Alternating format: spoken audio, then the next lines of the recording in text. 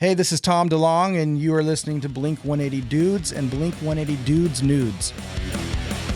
Blink-180 Dudes. Ladies and gentlemen, welcome back to another episode of the Blink-180 Dudes podcast. Todd Riley virtually along, not Lloyd Holiday tonight, popping curbs from 182 News and Blink-182 Online. How you doing, dude?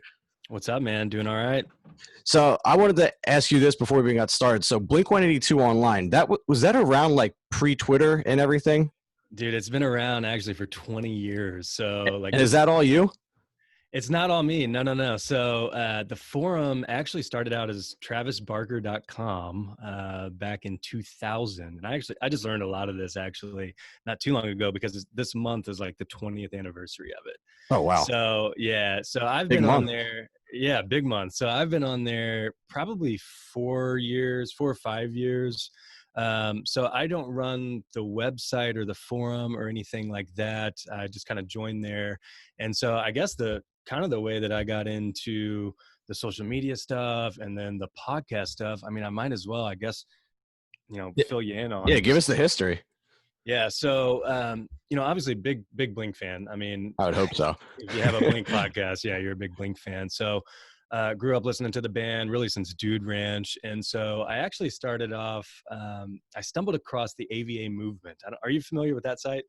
I'm familiar with it, again, like through Twitter and Instagram and all that. I'm assuming it's similar to what you guys are doing. Yeah, it was like an Angels forum. So I actually started off kind of posting there, and it was really cool to finally find people who I could talk with, like Angels and Airwaves and Blink hardcore and stuff like that. Because, I have a couple friends in real life who are real into Blink, but, not a ton who want to talk about it all day as much as I wanted to. Yeah. So, I found AVA movement. Then I stumbled across the Blink-182 Reddit page. So I see stuff there all the time, kind of keeping up with that. I would post some stuff occasionally. And then I stumbled across Blink-182 Online. So that's just a forum. It's a cool forum. There's, different subsections if you want to talk about Angels or personal stuff or whatever. I just stick to the Blink stuff. Yeah. And so I would post there quite a bit. And I was always very positive about the new era. We've got some people there who aren't, who are pretty cranky about, the whole Skiba era and just kind of shit on it. And I would be real positive about it. I was always keeping up with the newest news, making cool graphics, going to shows, sharing pictures, shit like that. And at the time they had a Twitter that was kind of sharing some cool, like, what happened on this date type of thing. One of the things we've got there is a comprehensive timeline that's like a huge history of Blink, which is pretty cool. A lot of people have contributed to that. It's really rad. But the Twitter was kind of posting some stuff, not growing much. And the Instagram had like 60 followers, wasn't doing anything. And one of the owners, Gent, cool dude, he knows I'm good with social media. I'm positive. I keep up with the band. I mean, at this point, I'm filling people in on all the cool stuff and always up to date. And he asked me if I wanted to take over the social media. And I said, okay, I know how to do this. I do social media stuff and digital marketing for people in the real world. And I said, look, I'll do it. I'm down to do it. But if I do this, I'm going to pour my heart and soul into it. And I don't want anybody fucking with it. Like, I don't want 5 people running this and like fucking up when I'm gaining followers and just making shitty posts. And, I was looking around even the past couple of years, like there's tons of Blink, fan accounts and, some of them I don't like too much. And I just kept thinking like, gosh, I could do so much better than some of these or post so much more rad shit. And so I took them over and I was building it up and we're growing. And so for anybody who wants to follow those, it's at Blink-182 Online on Twitter and Instagram. The Instagram's growing quicker than the Twitter. I think pictures and cool history and videos it just makes more sense there.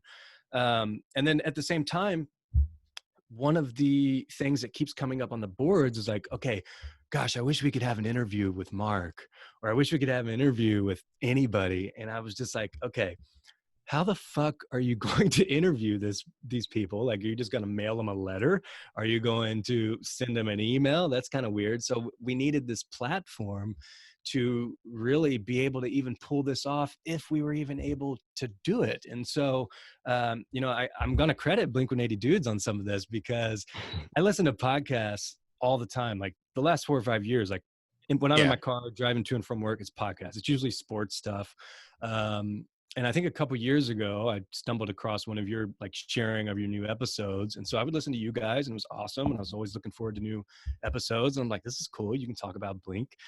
There's, Blink 155s out there. They've got a loyal following. There's Oh, Takeoff. that's a whole other world, dude. Yeah, man. Yeah. Like I'll share some of my like episodes and the nation will just come after me like Blink 155 for life. I'm like, okay, it's Yeah. cool.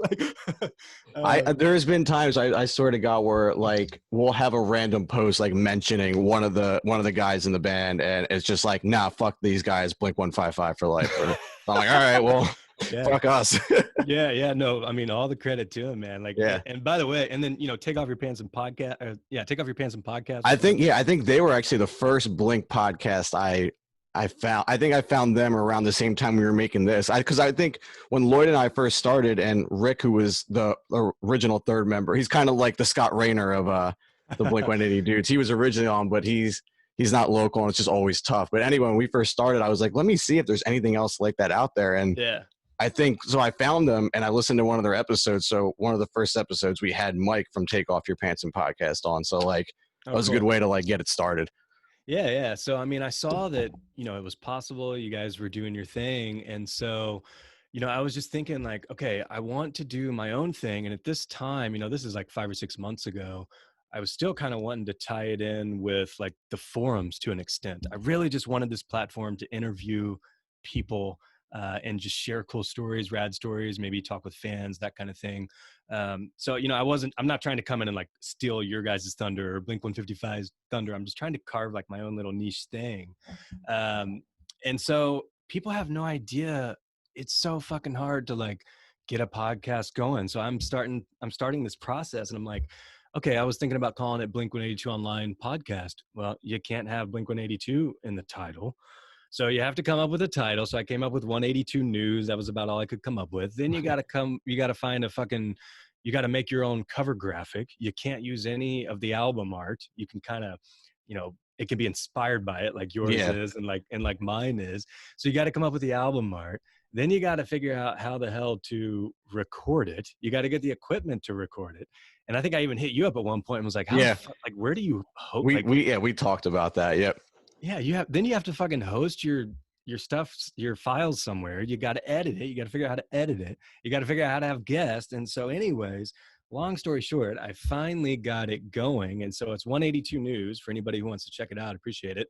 And what I wanted to do originally was I thought I would just blab for about an hour. And what I found was, I was asking people if they wanted to come on and several people were down. So I've had some insane interviews with like Mr. T-shirt. He was the dude in charge of Blink merch for 25 years. He opened up. I've had Christopher Holmes on, who was the engineer for Plus 44. He was the co-producer and engineer for Neighborhoods and Dogs Eating Dogs. Yeah, I saw that one. Yep. So, I mean, just Dylan Anderson, he runs Hi, My Name is Mark. He's Mark's best friend, grew up with Tom. So I've had some people on and I'm just trying to share like really rad stories and the history of the band. And so far people have been really digging it and it's been cool. Blink 182 podcasting and social media and shit is not a lucrative business, as I'm sure you know. I'm not making a dime off anything I do with that. So I'm really just doing it out of like my passion for Blink and for the fans. And so several people have reached out saying they dig it. And so I appreciate you giving me a minute to talk about it. No, absolutely. And that's like you just mentioned at the end there, like people saying you dig it. Like it's bizarre. Like when we first started ours, like I had no idea how we were going to get followers or anything like literally just created an account and like just probably searched like anyone who was talking about Blink 182, Instagram or Twitter, just threw a couple random followers or like threw a couple follows to them and just somehow we got decent enough following where we can put out an episode and like one person does it. It's more than one person who listens to it. So like the fact that like we're even doing that is just bizarre to me. That I know it blew my mind. Like on my first episode, I got a lot of good feedback and I was like, I didn't think I would be able to get my chihuahuas to listen to this, much less people from all over the world. So it's really cool. And it just shows like, I mean, the Blink fan base, that's what I love about the Blink fan base. It's so broad. It's all over. I mean, there's people in Australia, France, all over that listen and tune in. I'm sure to yours as well. And it's exactly. It's bizarre, man. It's crazy. So let's let's jump into what we're going to discuss. We had probably talked about doing a joint episode probably like a month or two ago, probably when quarantine first started, which we're still in. So we were talking a little bit about. So I'm from the Northeast. You're in Indiana. What's it been like down there for you guys? It's been all right. So, we, like everybody else, I guess, when was that? Like the end of March? It was March 13th is when like Okay. I remember it was like the first day like that I started working from home. Yeah. I'm still work from home now. Like, so. Oh, okay. Yeah. So where I'm at, they've started to relax it basically the past like 2 weeks. So like my wife was working from home forever. I was kind of partially working from home. And then like the past 2 weeks, it was like, okay, people can slowly start coming into the office. We've gone out to eat a couple times. We went to the mall, which it's funny because the mall, like all these stores, they're like practicing social distancing. So they're only letting a certain amount of people in. And then they have like 200 fucking people lined up outside, like waiting to get on queued top in. of each like, other. Yeah. I'm like, this is defeating the purpose here. But, I mean, thankfully in my area, there hasn't been a ton of cases. I mean, I'm in the southern tip of Indiana, fairly small town. So we haven't had too many cases, too many deaths. So knock on wood, it hasn't been too crazy. Yeah. Tonight, actually, right before this, we went out to eat for the first time since this all started. And it's like where I'm from, they're only doing like outdoor dining. So Okay. like they're like putting tables in parking lots and stuff like that. Like no one indoor, no one inside. Like we had to walk through the inside to get to like the back seating area, and it was kind of strange. And then like it was just a weird time. Like the waitress coming up and like her having a mask on and me like putting it on to order, and then it's very strange, man. Very strange. Yeah, we ordered at the mall. We ordered Chick-fil-A, and it was, of course, a huge line. And the lady Always the lady was calling out the order, and bless her heart, she had the mask on, and I couldn't fucking understand like what she was saying. And finally, she pulled it down and was like, "Right." I'm like, okay. Yeah, it's wild, man. But anyway, as we were talking, this was actually your idea. So we're trying to think of like what it is we could, discuss, because we wanted to do a podcast episode together. It just makes sense. Blink fans love Blink. Let's do it together. And you said top 10 from 2019. And we got a ton of music this year. And I remember telling Lloyd this, like the last, like as this started happening, I would say like before the albums were coming out, like just let's enjoy this time because it's going to be over soon. Like we got everything. I think we got 2 Simple Creatures album or EPs. We got Angels and Airwaves music, which is in its own right crazy because it's been about 7 or 6 years or whatever since they toured. And I think the last music we got for them was Chasing Shadows, which was I think 2015 or 2016. So it's been a while. And then Blink's constantly doing stuff, but yeah, we got the tour. First of all, we got the End of the State tour, which is awesome. Yeah. And then we got 9. So we got a ton. And then of course there's a few like the Chainsmokers song, the Christmas song, a couple of bonus songs as well. Yeah. So a lot of content, a lot of music for us. And we decided to do a top 10 of our favorite songs from this time period. And I'm curious to see, because I'm not too familiar with which songs you like and which songs you don't like. I have a feeling I'll save it for later. I'm going to write it down now. I have a feeling at least one of the songs, I have a feeling I can guess one of your songs, but I think that's really it. So, okay. So how do you want to do this? Do you want to start with, let's go 10 from 10 to 1 and see where we end up? And 10. Yeah, I think we started 10. And yeah, man, to add on to what you said, like we're honestly so spoiled as Blink fans. This past year was just insane. I mean, like you said, 2 Simple Creatures EPs, Simple Creatures shows. There was a killer Enema of the State tour. Like for those who missed out on that tour, I mean, it was insane. Did you catch any shows, by the way? Yeah, I went to, remember how they had the Friends and Family show? Oh, that's right. I was following your Instagram on that. Yeah. You ran into Machine Gun Kelly. No big deal. Yeah. Yeah. So that's actually a funny story. He's a very like distinct looking person. Like you see him in a crowd, you're like, oh, that's Machine Gun Kelly. But like at the same time, you don't want to just go up to a guy and be like, yo, can I grab a picture with you? So like I'm sitting, I walked into the bathroom and I took a piss, probably not just by out of habit, the middle stall, it's the left urinal, the middle urinal, the right urinal. He's in the left urinal. So I just see the middle urinal open. I skip it and go to the right. So I leave the space.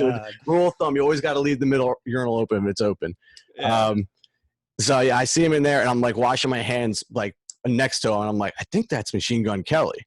So Oh my like I God. like get back to like my spot like in front of the stage, and like he's off to the like the side of the stage, and I'm like I'm talking to everyone around me like, yeah, it's him. And I was like, oh shit. So I go up and ask for a picture, and he wasn't too thrilled. I I think was gonna say he's probably like, God damn it. I think I blew his, but like there are other. I think he might have been the biggest celebrity that was there. I'm Yeah. trying to think of what's the. I think A Walk to Remember is the movie.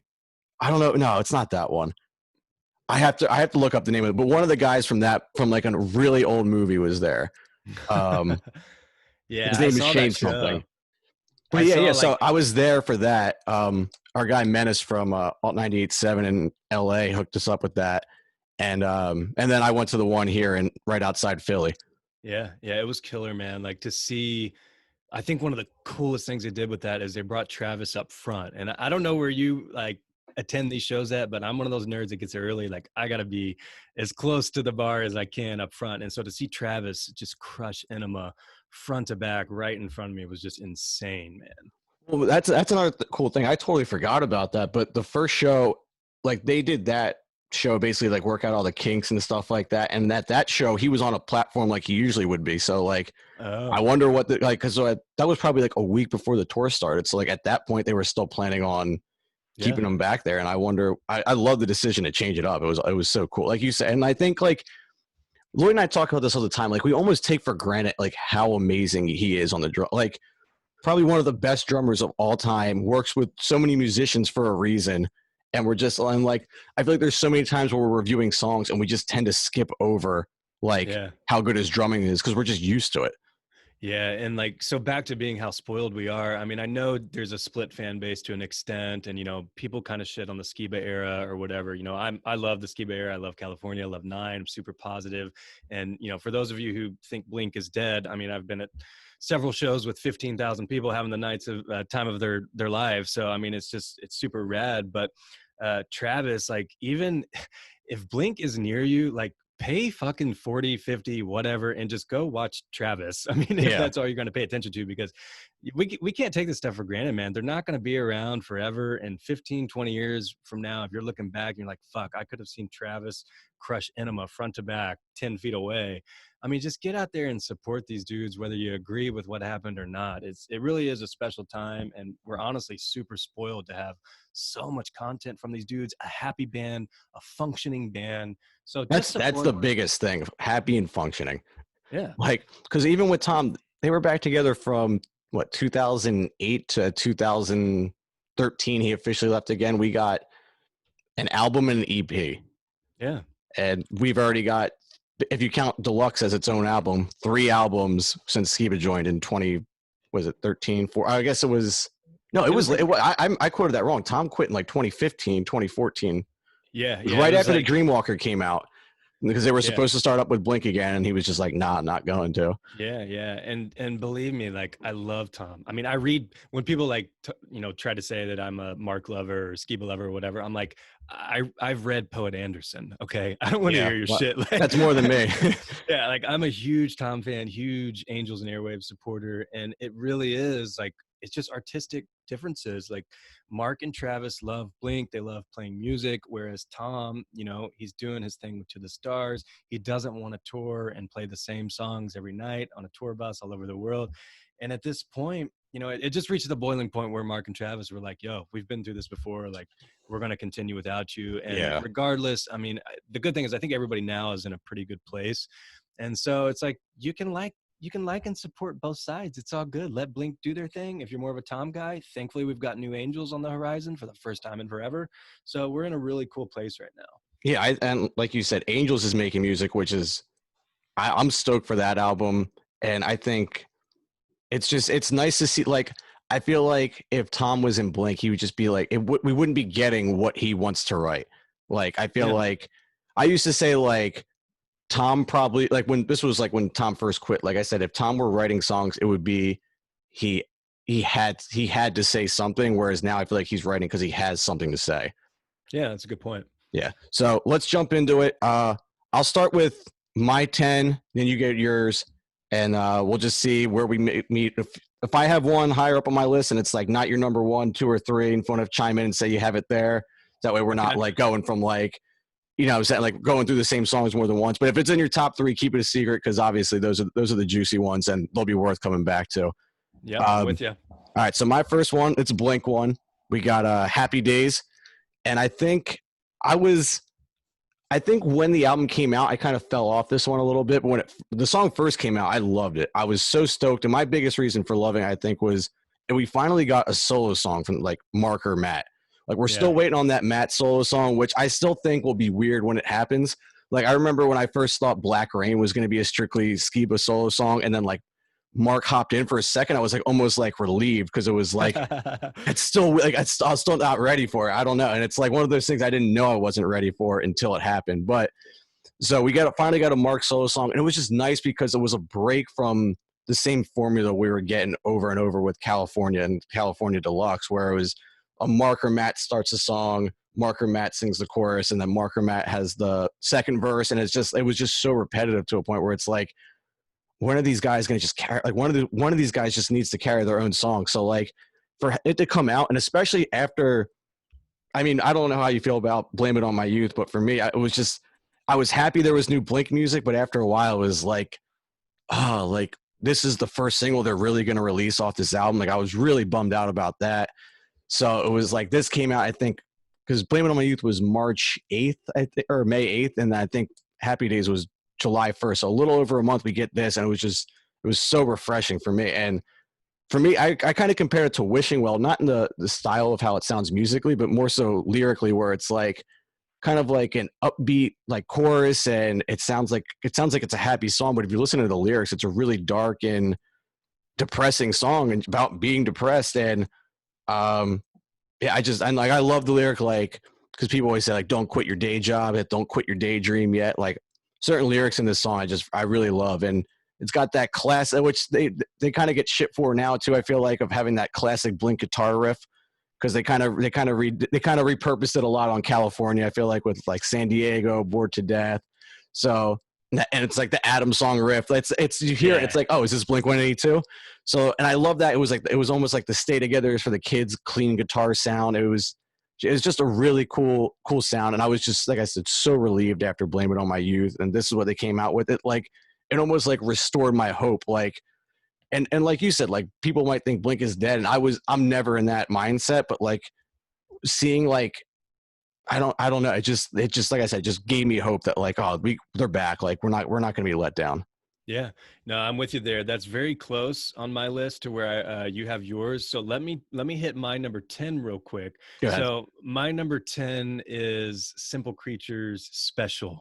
So I know Lloyd isn't the biggest Simple Creatures fan, so I don't expect him, if he ends up sending his in, to have Simple Creatures on any of these. But to me, Special, there's not too much about the song that, you know, like talks to me or speaks to me lyrically or whatever, but it's just kind of a feel good banger. It's just a slapper. So that's number 10 on my list. I don't have a ton to say about it. It's just one of those ones that I enjoy even to this day. I really liked Alex's line on there about, I got 2 houses and a hungry, hungry ego. I was like, Yeah. Okay, Alex, I see you, bro. Do your thing. I feel you there. So I like that song. So then I'm going to jump into my number 9 because it's going to tie in. So at number 9, I have Happy Days.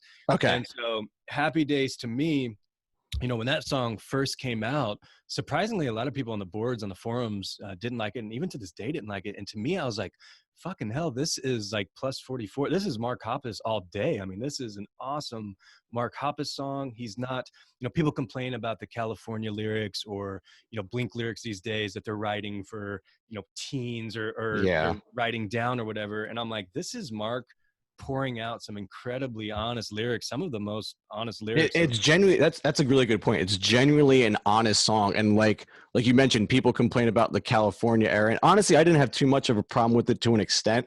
But like when they came out with Blame It On My Youth, we had an episode probably about a month or 2 ago with a person our friend Matt Dask, who's never listened to, he doesn't listen to Blink-182 regularly.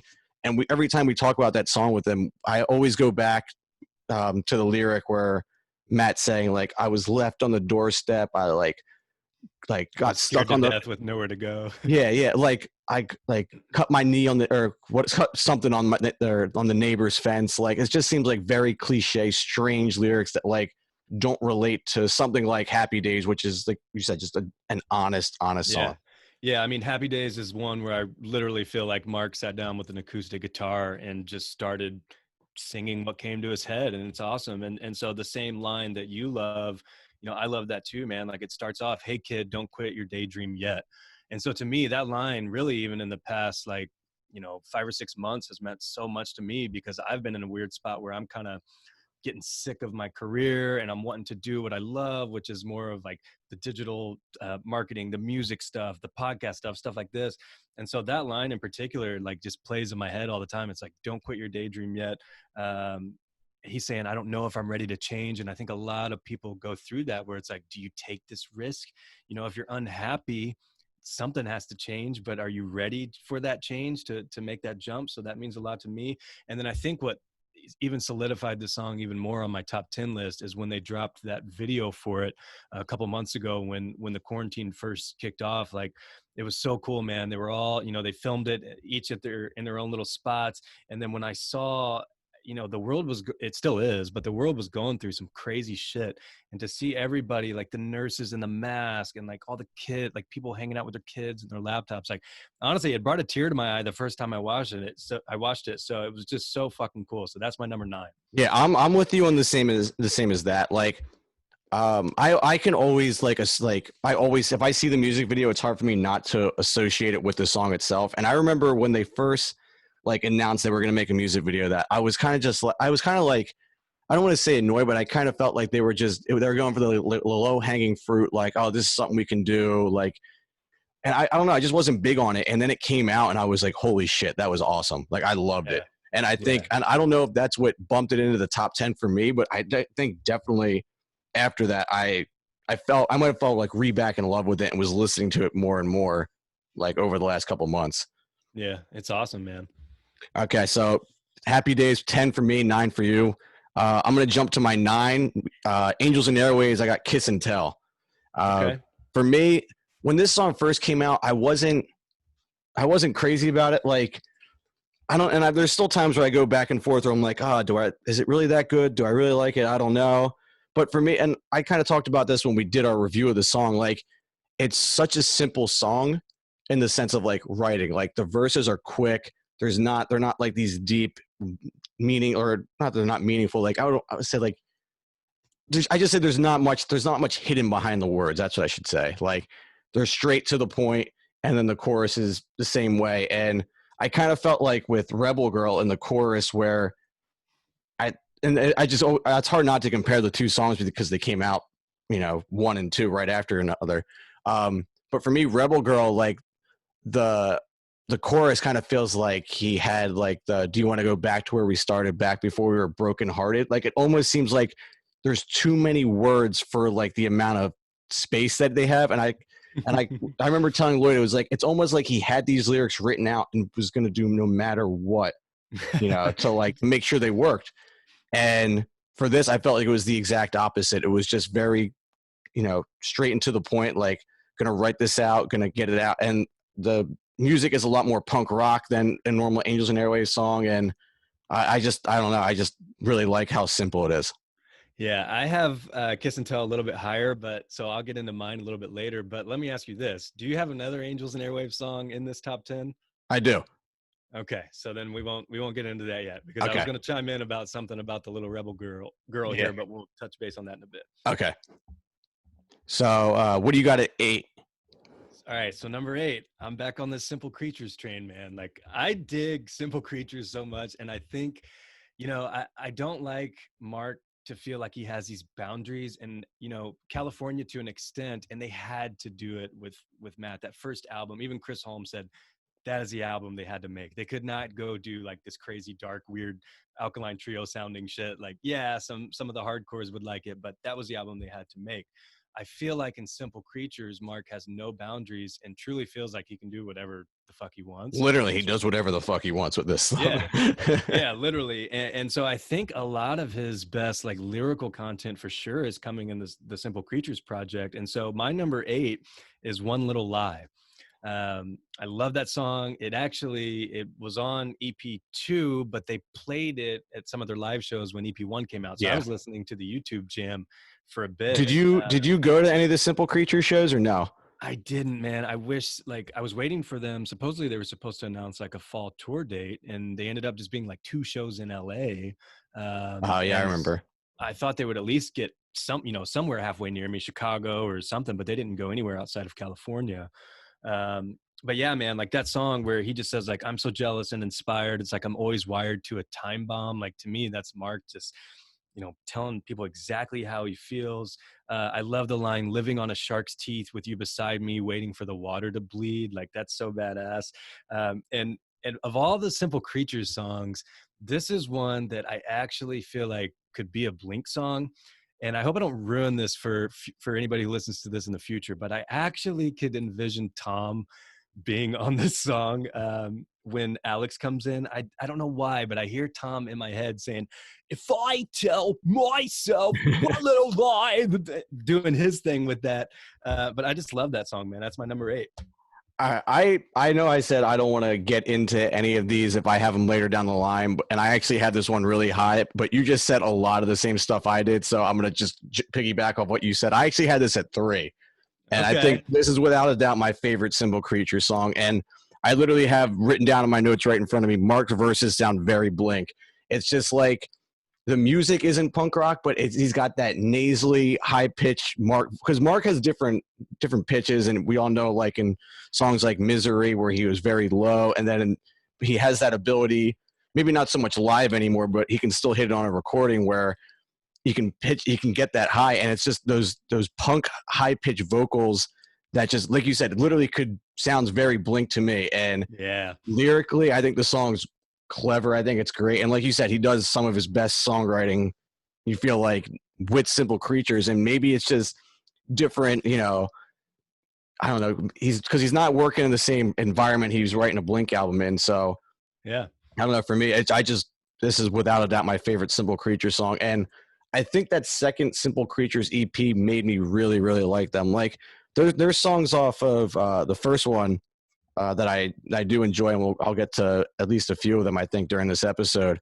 But I think that second EP, I remember it leaked about. I think when did the EP officially come out? Because I actually don't know. I think it came out in like October, right? Yeah. They originally, I think they were wanting to release it on September 13th, which was Friday the 13th, and then 9 kept getting pushed back. And so, these places have agreements in place where there's like a competition clause, so they had to push it back until October. But it fucking leaked like two months early. I was gonna say, I took a vacation in August, and I remember the night before I left, I was just casually scrolling through Reddit and saw like Simple Creatures EP leak, and I was like, oh fuck, let's check this out. And I remember I listened to it on the plane, and I was like, this is a million times better than the first EP. Like, holy shit, like Simple Creatures has a lot of potential. And I remember after that, like really wanting to see a Simple Creatures show. And I mean, with who knows when we'll be able to see one now with the virus and everything, but that new EP and that song specifically, like I love that song. Favorite song from that EP for sure.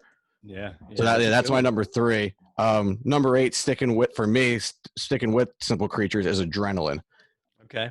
And I remember when this first came out, I didn't really like it. And I think it was kind of just, I was still in the mind frame, like, because if you go back and listen to our review of Strange Love, I haven't, but I remember a buddy of mine, like, who's actually was on an episode not too long ago, our buddy Tyler Magazoo, he texted me like when he was listening to it, was like, holy shit, you guys like shit on this EP. And I was like, I didn't know we were that harsh, but I guess we didn't like. I just remember thinking it wasn't going to work, because like it was almost like they were trying so hard to be different. And I still think, a spoiler, this isn't in my top 10, but songs like The Wolf off the Simple Creatures the second EP, it was just way too much, way too experimental, and I was like, oh, this is terrible. But 5 out of those 6 songs on that EP are awesome. So, but I remember when this first came out, I wasn't that big on it, and we reviewed it, and I remember saying like, it almost sounds like the verses almost sound like the verses from Pumped Up Kicks, just like a sped up version. Like, and I just couldn't unhear that. But when I'm a person where even if I hate a new Blink song, or which isn't often, or like anything, I'll still listen to it over and over again. So like, I still love the guys. Like songs like Fighting the Gravity, I can't like, not that I can't stand, but like when it first came out, I was like, this is bizarre. This is weird. Yeah. But like, if I comes on in the car, I'll still listen to it and sing every word. Like, so I was really listening to this over and over again. I remember just coming home from wherever I was. It was nighttime, and I was just blasting and singing along to the chorus. And the chorus for me really saves that song. Yeah, it's a great song, and I have it a tad bit higher, so I'll wait to dive into my part on that. But yeah, like Simple Creatures, my main Blink real life friend I have who I go to shows with, he does not like Simple Creatures at all. And I've tried, I mean, when we're driving to Blink shows, last summer or whatever, I mean, I'll blare this shit the whole way, and he's just like, I'm sorry, man, it's not for me. It's just too different. And, I think fresh out of the gate, Drug was the first song, and it starts out with a na, na, na, na, na. And I think people just heard that and were like, fuck this. Well, and then Strange Love. Yeah, I heard, and that's a good point. Maybe that's why we were so harsh on it. When Drug came out, I remember thinking like, oh, this might be a joke, like Mark's just trolling us or something, like, because I really didn't, because I think when Simple Creatures came out, it kind of just came out with that. Like, there was no like announcement that like Mark's doing this, and it was just like, oh, by the way, I'm in a band, here's our first song. Yeah. So I was like, oh, this is like some kind of joke. And I was like, because it kind of sounds like that Pink song where it's like, we're all gonna get in a fight, and it's like, no. I don't know that one. Oh yeah. I know what you're talking about. So I heard that, and that's immediately what I thought of. But even that song, like, that's grown on me a lot too. But yeah. and then I remember Strange Love came out, and it came out with the music video. And for me, Strange Love the chorus is so damn catchy. Like, I really like that song a lot. It didn't make my top 10, but I remember the music video for that was just like, it almost looked like they were like in the Apple store playing with the effects on the Mac. And I was like, oh, come on. Like, what do you guys, because like, I love them so much, but it's like when they do stuff like that, it's just like, oh man, that's tough to recover from. And like I said, like, I associate music videos with songs. So for that, to me, it was just like, oh, that's tough. Their shows, man, they look so much fun. I mean, to see, for one, like if you can see Mark in a small venue, like, I mean, you got to go. So if they were anywhere near me, I would have went. Yeah. But I don't know if you've seen any of like the live stuff. Well, I was at the Philly show. Oh, no shit. Yeah. And it's kind of funny to like what you said, like I don't really have anyone that's like that into them. Like Lloyd, I don't think Lloyd would listen to them as much if he didn't have to for this. Like if we weren't reviewing it, he might skip them.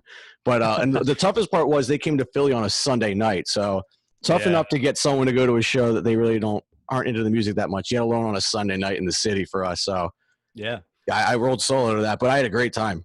Yeah, it looks so much fun with like the balloons and like the bubbles, and then like the VIPs at their LA shows, they got to make like sock puppets with Mark and Alex. I mean, that's so bizarre. It's so cool. But yeah, I love how they're just doing whatever the fuck they want with it. And to their credit, they are trying to keep it because when that first kicked off, it was almost like, why would Mark need another band? Like, write these great songs with Blink, like it's almost like breaks my heart. Like, why would you need to go cheat on Blink with this dude from All Time Low that I don't know? But I'm all for Mark doing whatever makes him happy. And at that time, like, that was right when Skiba was doing his thing with Alkaline Trio, with this thing Curse. Travis is, crazy. Always doing something. So yeah, so it just it made sense, and I'm happy for him, man. I'm actually looking forward to more of it, and I hope I get to catch a show at some point. Yeah, absolutely. So I had Adrenaline at 8. Did you haven't said your 8 yet, right? So my 8 was One Little Lie. I've gotten there. So I think it's now back to me for number 7. Yep. So number 7, I actually have Blame It On My Youth. So yeah. So I know this song is like highly controversial. When it came out, people were not expecting that. And to me, I think what I love so much about it, for one, like if you listen to it on a good system, like in your car or good headphones, like shit kind of slaps. Like the bass is groovy. Travis crushes it. But to me, it just kicked off this new era, this new 9 era of Blink. And so I hold it close to my heart. So I dig it. I know like the fan base crushed it. I mean, I remember seeing Mark's interviews where he was like, people are telling me I ruined Blink's entire career with one song. Like, how the fuck do I ruin it with one song? And to him, he actually has said that in his opinion, it's quintessential Blink to a T. So, I mean, I get it. I know how some people may not like it or whatever, but to me, it's my number 7. I still listen to it to this day. Well, it's funny you mentioned the music part of it, because I remember at the Friends and Family show that I went to, I don't know if they played on the tour. They might have played it early on in the tour. but I know towards the end they weren't playing it anymore. But Yeah.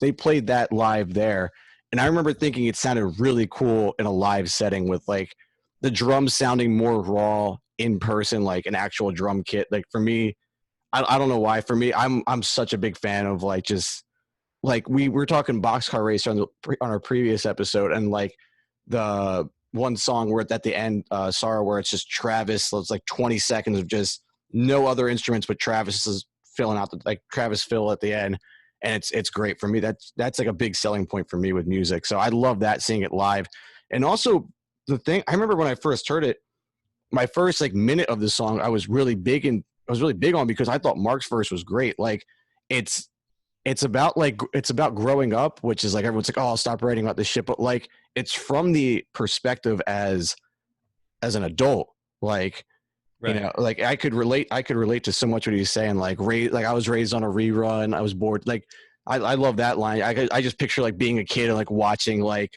the same fucking Yeah. TV shows, or like I remember like I love that. So I thought Mark's verse was great for that. It kind of had like a little bit of Suburban Kings feel to it, like from Tom's Odds and End demo, Yeah. and I love that. And I just felt like I don't know, the chorus was, I don't, it just kind of felt fillerish to me, and I just wasn't a big fan of Matt's verse or like from Mark's point, I thought like, so I can even see from his perspective, like, hey, I did my part in this song. I Yeah. think it kind of fell flat. Yeah, and I mean, the momentum was building up at that point. People are anxious. At that point, a lot of people, a lot of the haters, especially like on the forums and that I see on Reddit, they just shit on the Feldman stuff. So everybody is just like, fuck John Feldman, whatever. And I'm like, it's ridiculous to be Yeah, mad at people a give him a lot producer. of shit, but Yeah, I personally, I don't have. yeah. I'm And sure by there's the stuff I way, don't like, but I don't have a problem with them. yeah, and by the way, it's like, okay, you don't think Travis, Mark, and Matt are going to release what they want the music Exactly. to Like, yeah, sound he might like? be producing it, but like at the end of the day, they're Blink 182. Like, they're gonna put out whatever the fuck they want to put Yeah, out. Like, he might do something, but if they like it, they're gonna put it out. Like, they're not gonna like throw him a exactly. bone and be like, "Hey, this one's Yeah, all you." Like, no. yeah. I People are always. Go ahead. no, I just really wonder what the response to that song would have been if it wasn't the single. Like the Yeah, first single after a year and a half, 2 years of no music, everyone like Blink takes all the shit off their Instagram, the website's rebuilt, and then they just come out with that, and it was just like for me, like it was just such a letdown. yeah. I know people were like, and that was like what I was saying about Feldman is people were finally, they had mentioned that they were working with different producers. So they were working with like Tim Pagnotta and Yeah, Sam Hollander and some of these other ones. So people are like, oh, these Feldy haters are like, yeah, we'll get to see, what Blink's really like without, the bad evil Feldman coming in and making all the songs sound like he wants them. And so this was the first song we get. And I remember people saying like, you be careful what you wish for because you may have wanted a John Feldman single.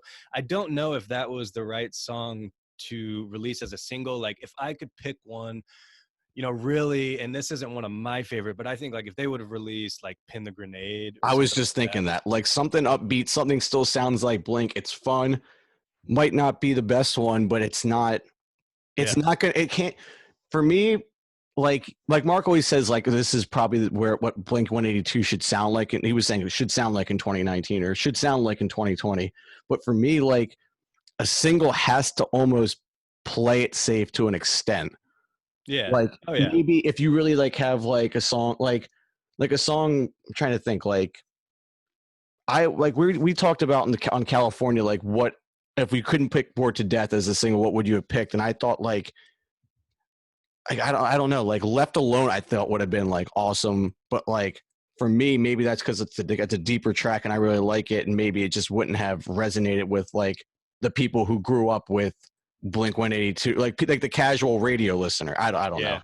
Kind of Yeah. going on a Left. bit of a tangent there. If you catch anything, catch my drift at all. No, yeah, no, I'm with you. It's interesting because like, and Left Alone is one of my favorite California tracks. Oh, Like it's a great Skiba Skiba kills that one. crushes that, yeah. And he even said like he thought that was the single this whole time. But yeah, like in California's uh instance, I think it would probably have to be like She's Out of Her Mind or maybe like San Diego or something. I mean, you Yeah. have to play shit that's catchy and that people want to hear. And with Blame It on My Youth, yeah, I mean, I don't know that it was the best one, but I think they were starting to get to the point is where like, you need to put something out. You're getting ready to launch this tour. You're getting ready to go out on tour. We got to have something to promote here, because what's interesting is, so what's funny, so Generational Divide drops after that, I believe. And what's so funny is the fan base was like, oh, they wrote this song, to the haters of Blame It On My Youth. Is it better? Is it better now? And it's like, no, actually, that wasn't the case at all, because Mark said that, for one, I don't know if you knew this, but Generational Divide, I think you do, was a longer like Yeah, it was supposed ballad. to be like 3. Yeah. Yeah, and it's about an argument he got into with his son Jack. Yeah, I think it was written even before Blame It On My Youth. So to anybody who thinks Generational Divide was a response to the Blame It On My Youth outcry from the fanboys, that's not the case at all. And then what's cool is, so Happy Days comes out, and I saw Blink in concert. I did a little VIP thing at Soundcheck, one of my favorite things in the world. And it was like 2 or 3 days after Happy Days came out.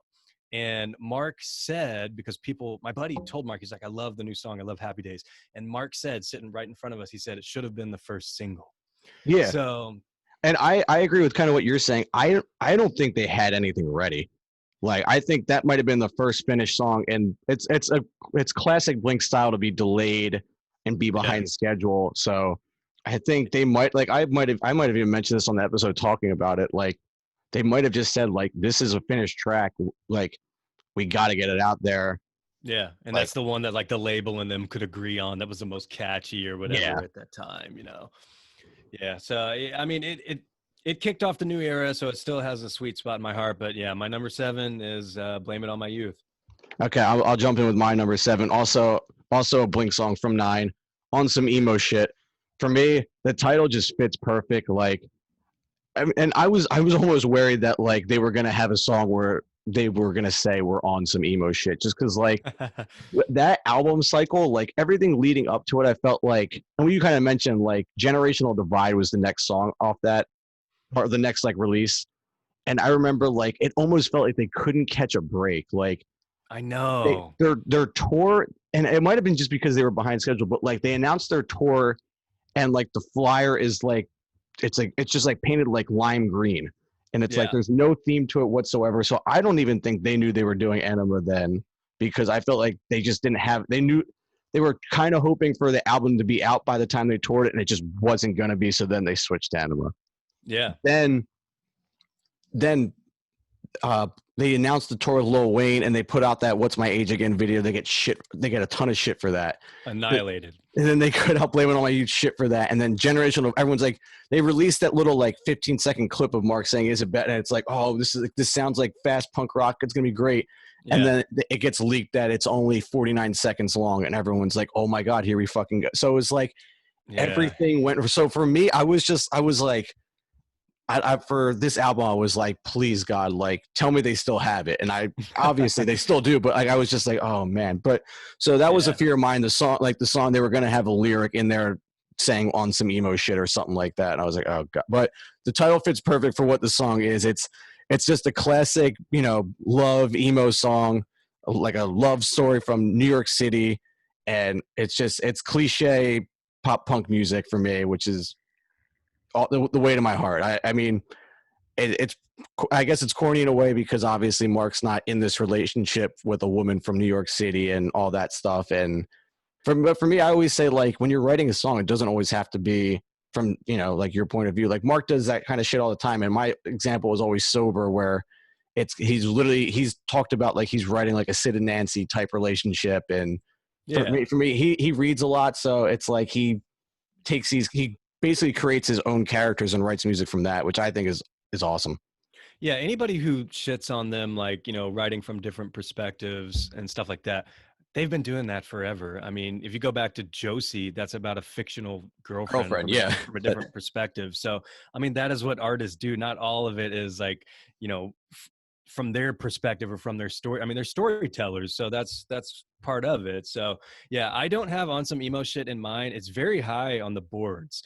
It's some of the people's favorite song. I enjoy it. It's pleasant to my ears. It's not one that I really ever go out of my way to listen to. I don't skip it. But my buddy in real life who loves Blink, that's one of his favorites from 9 as well. And I think it's just because, like, kind of like I mentioned with Happy Days, it has like that clean guitar sound. It has like that familiar sounding Blink riff. Like you just feel at home when you're listening to it. Yeah, yeah. I'm with you there. It's cool. It didn't crack my top 10, but I'm with you. It's a great song. Okay, so now am I up with number 6? Yep. Okay, so number 6, this is the highest Simple Creatures song for me. I Have Adrenaline.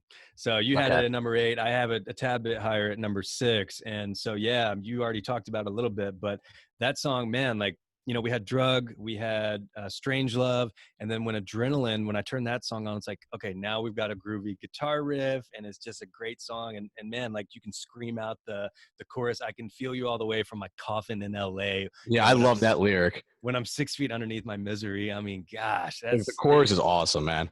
yeah, it really is a killer song. And so that's one for Simple Creatures that I go back to and revisit all the time. So not too much to say on that. It's just a feel good song. And it's my favorite Simple Creatures song to date. Sorry, I think you just cut off there, but you said your favorite Simple Creatures song today, correct? Yeah, yeah. Awesome. So I think, all right, so I'm up number 6. I go to a Blink song here. Remember to Forget Me. I just loved how different it was from like the rest of the album. I think it's like, I don't want to say the perfect album closer, but I think it has to be like the way the song ends as well with like Matt with the like the O's over like the guitar and the Travis just killing on the drums, the piano going over. It's just so beautiful. And I would say I might have had this a little higher, but to me, that as great as that part is, it almost reminds me as like Long Lost Feeling from California Deluxe. Like the ending, it's almost in that same vibe, like musically. And just I remember with that song, I hated, like I thought the ending could have been so powerful, but they just kept repeating that line, say goodbye till it hurts, stormy skies and fireworks. Like I just thought that was like, no, like for me it was like, oh no, this could have been such a great ending to a song if you just come up with something more meaningful other than fireworks. Like Kate, like I can't hear that word in a song and not think of Katy Perry. So for me it was like, oh man, like it just fell short. And for me, I love Mark's verse. I love the chorus, obviously. And but the only part I don't like in Mark's part is just the imagine that, just because it reminds me of She's Out of Her Mind with the So for me, that was like, oh no. But yeah, I just love that. And like for me, but as I was saying, it's great. Much as I love that part at the end of the chorus, I just felt like it would have been really cool to have. Like it was like it's almost like they had a shot at redemption to make up for Long Lost Feeling and add this like almost, even if it didn't have to be like, they could have kept that ending, but just like some kind of powerful bridge, because it's like such this dark and meaningful song. And I just feel like it kind of like it starts and just doesn't, it just kind of stays the same. Like it could have just elevated, I think, with something. And I'm always like looking for more. So maybe I'm just spoiled and want more out of it. But for me, I just felt like they just missed their chance to add something a little bit more powerful in that song. Yeah, Remember to Forget Me is not in my top 10, but it is a killer song and it is an amazing closer. So, I mean, Travis fucking crushes. Oh my God. And that's one of those things where it's like we almost take it for granted. Like we hear it and it's just like, oh, this is what Blink is. Yeah. This is what Blink drums are supposed to sound like. But it's like what he's doing is insane. Yeah. By the time, like when that song ends, I mean, I feel like I just got done like having sex or something. I'm like, God damn, I need a Gatorade and like a break. like this is, that was some electrolytes in me. Yeah. We've been on a wild ride here, and just to close it out on like them building up, it's just, it's fucking killer. And, Remember to Forget Me is a pretty clever line. I mean, I like that lyric. Yeah. Just in general, it's pretty cool. It's like, remember to forget me, motherfucker. So yeah, I'm with you there. I like that song. It did not crack my top 10, but definitely a great song. Glad it's on the album. Yeah, I'll jump to my number 5. So we're nearing the end here, but I'm hitting Simple Creatures again. And like I said, I just love the Everything Opposite EP, but Nevermind, or NMV, however you want to pronounce it. But it's the opposite reason why I like it for One Little Life. And for me, it's just like I talked about, like Mark having that range of like being able to go really high and going really low. Like in this one, it's like the low voice Mark, like just like when he says like you were never mine, so good night, never mind. It's like it's almost like he's not even singing. It's just like this deep voice character just coming in and just like being like I just can't explain it, but for me, like It's awesome the way that song goes. And speaking like musically for me, like it has like that Simple Creatures, feel to it and all. But the beginning, that little and it almost sounds like those keyboards that you used to have when you were a kid, where you could just play a loop on it and like hit like a random button, and like it sounds like a loop that is off of something like that to like start the song. And like as someone who's like so into music, I think that's like super funny and like awesome that they were like able to like just mix that in as the intro and just play it. And I don't know if it's like what exactly that is or why they did it, but like that's my theory, that like it just sounds like something like very simple, like it's just a programmed loop. It's basically what it is. Like I don't know what engineering or anything went into building that beat, but for me, I love that. And like I said, I love that lyric, "You were never mine, so good night, never mind." And just the back and forth. And I'm a big back and forth with obviously Mark and Tom, and Mark and Matt's back and forth is not as higher up on my list of back and forths because their voices at times can be similar, and sometimes when they're depending on Skiba's pitch in a song. But Mark and Alex, obviously, like their voices are so different. So you get this deep voice, then you got this high voice, and it meshes so perfectly together. So the back and forth in the verses and that is great. Yeah, Nevermind is really close to cracking my top 10. I mean, it probably would have been like 12 or 13. And that's one of the songs that was on EP2, but they played live when they were playing some of their first shows. So that was another one, just like One Little Lie. Those were the two. Yeah, and it's crazy that like they knew which two songs to play. And I don't know if they were the first two they had written, but it's almost like they knew like these are our two strongest from our second EP. Let's roll them out there. Yeah, they needed enough songs to play a show. They only had like 5 or 6 songs out or whatever. So yeah, I had been jamming to that on YouTube for a while, and so I'm with you, man. It's high up there, and I love the back and forth with Alex and Mark, and I like deep voice Mark. So when I can get deep voice, Mark, I'm all about it. So that's a great Simple Creatures song, man. I'm with you on that. It's dope. Okay, so am I at number 5? I think. Yep, 5. That was my 5. You're 5. All right, so number 5, I'm gonna pull kind of an audible here, an odd one. Not Another Christmas Song. Really? Yeah. So this was the last Blink song that came out. That would have been December. And I think what I love about this is, while I'm all for the experimenting on 9, and they built that album more around like beats and loops and stuff like that. Not Another Christmas Song is one of the first songs in a while from Blink where you get a really recognizable guitar riff, one that like makes me want to go pick up my guitar and learn that riff. So I love that little intro riff. And then when they fucking kick in for that first time, man, it just slaps. So that's high up on my list, man. It's number 5. I don't have that in my top 10. And when we mentioned that like we could have those songs, it didn't even occur to me to put it like it's like I like the song, but for me, like I almost wish it wasn't a Christmas song. Like you said, like the riff is great, and like obviously they had the bells over top of it to give it that like winter Christmas feel to it.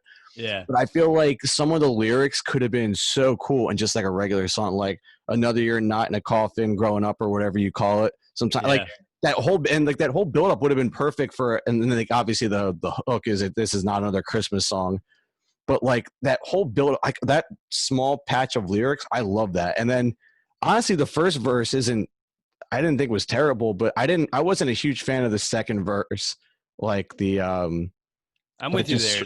Just stressing like and like I miss fucking in the rain. Yeah, it just all sounded like I remember like hearing that second verse and being like really like, oh man, like really turned off to the fact of like it's just like I get that it's like the whole theme of it. It's like it's not a Christmas song and like it doesn't need these like holiday catchy lyrics, but I don't know. Just for me, like just stressing like over and over again, why can't we get divorced for Christmas? Just like I'm all for repeating a lyric if it serves meaning or it fits. I just feel like that was a spot where it didn't fit, and it just obviously like I said, not supposed to be like a very Christmassy song, but for me it just didn't fit the mood of the song. Even as depressing and dark as it was, I just feel.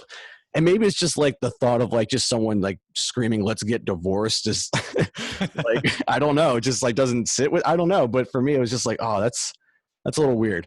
Well, and coming from Mark, I mean, this is one of those someone complaints who's happily married, for happily like 20 married years. for a long time. Yeah, I get it. And I liked, being a Christmas song, I liked how they had Skiba come in with the fa la la la. That Instead was of the cool touch. nanas, yeah. And then, the music video was incredible with the celebrity death match and the claymation or whatever. I So thought the music video was hysterical.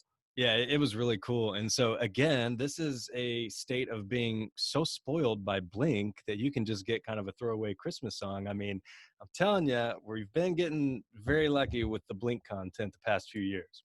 Yeah, and hopefully we haven't even mentioned this, but hopefully Blink releases Quarantine soon. The song Quarantine, Yeah, like another thing, we're just gonna get a random Blink, which is could be any great. day. And it's part of the just the era we live in now, where like artists can release music whenever they want, pretty much. Yeah. It's Yeah, awesome. Mark said he was working on a song, with Feldman through Yeah, I saw that. Yeah, I don't know what program it was, but they're doing it all just digitally through the internet these days. You don't even have to be in the same room as a producer or bandmates or whatever. oh, excuse me.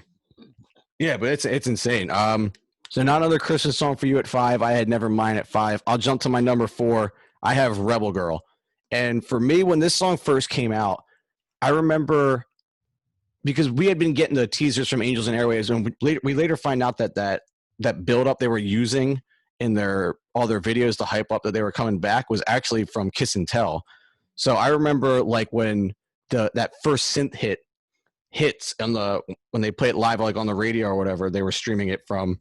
So I think I don't remember if they released it on April 30th or April 29th. They had it on the radio show. They always do shit like that. But anyway, whenever it first came out, that synth hits, and I was like, wow, this is definitely Angels and Airwaves, but it's not that song. So I was like thrown off.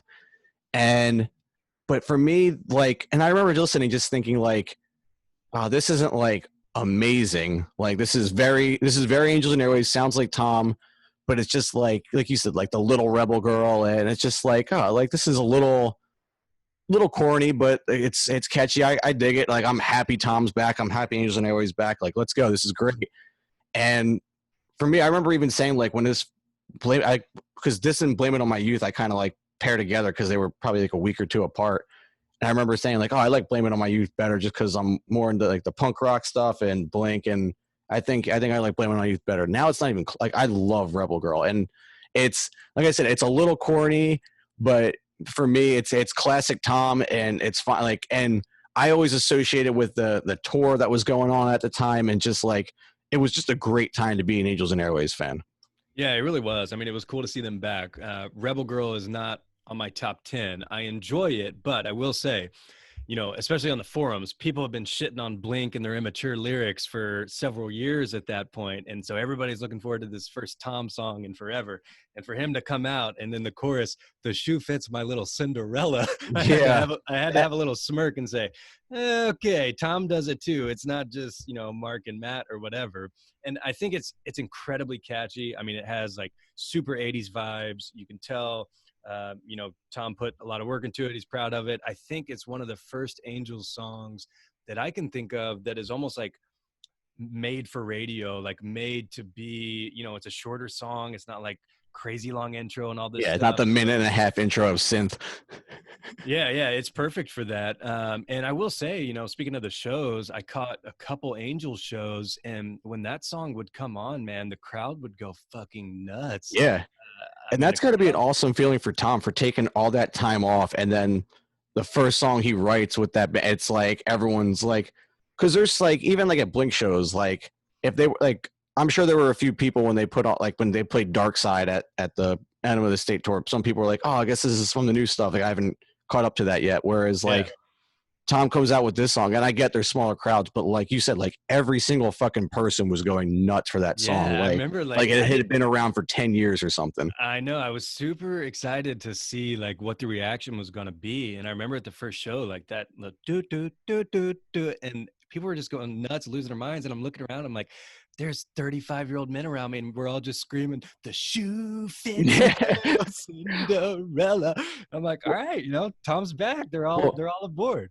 My girlfriend, she's obviously had to endure the world of Blink-182 and knows the history because I'll have a few drinks and I'll just sit her down and I will just talk her ear off for I'm the same way. on the same exact topics and everything else. And if we're at home, I'll have the TV on and I'll pull up YouTube and we'll open one Blink video and just let them all play. I feel so bad for her, but anyway, we, she has grown into, she knows the guys inside and out as much as I do, I think. And she is not a big fan of new Tom DeLonge. Like, and when that came out, it was no different. It's like what you said, like, really, because she's not loyal to these guys like I am. She's like, really, the shoe fits my little cinder. Like, she's always like, a 40-year-old man is going to sing that lyric. Like, come on.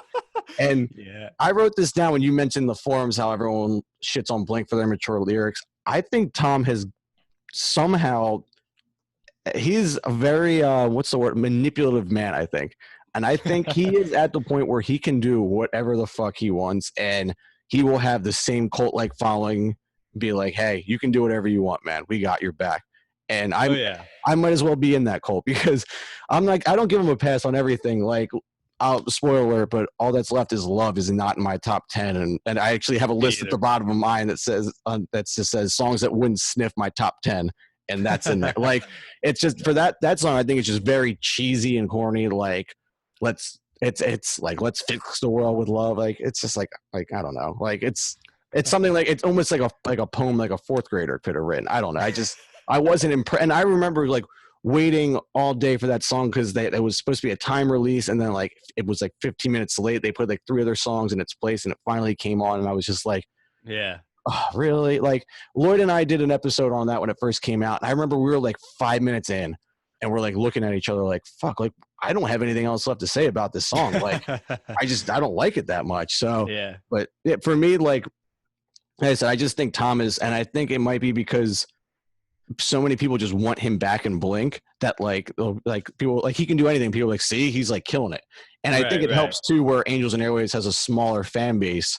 So there's hundreds of thousands of people, let's just say and like compared to like Blinkland, or as opposed to Angels and Airwaves. So like there's going to be more hate in those and Blink fans. And like, if you followed Angels and Airwaves from Blink, it's less time than, like you said, 20, 30 years of Blink-182. Oh yeah. I mean, I think, and by the way, my wife, I do the same thing. Like, she knows all about Blink and the history and all this stuff. She's just like, gosh, you're weird. Yeah. But she actually likes Angels and Airwaves way more than Blink, especially current Angels and Airwaves. But yeah, I mean, if you're with Tom still to this point and actively like looking forward to Angels and Airwaves and keeping up with the To the Stars stuff, I mean, you're going to be down with whatever he drops at this point. Exactly. Wide range of shit. Yeah.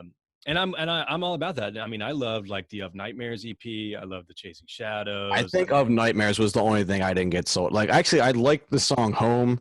That one's a banger. Yeah, it's like, it's very like weird, and just like the synth, it just sounds like something Tom would create. Like, that's like the only way to put it. It just sounds like Angels and Airwaves, but the rest of it, it just, I don't know. I wasn't super. And it's like I said, it's not even like that. Like, I hate it. I won't listen to it as much. Like, I'm trying to think, what's the other song where it's like, and the gods will laugh. I don't even know the name of the song. I think it's the third song off the EP. It's like a weird name. Yeah, I know what you're talking about. Yeah. There's like Into the Night, there's Home. But what I like about that a lot is I feel like that particular EP has a ton of Alon's like 9 Inch Nails influence. And so I know you guys had Alon on, super rad dude. No, he was so cool, man. He was so cool. I love 9 Inch Nails, who he's obviously a drummer for and a part of. So yeah.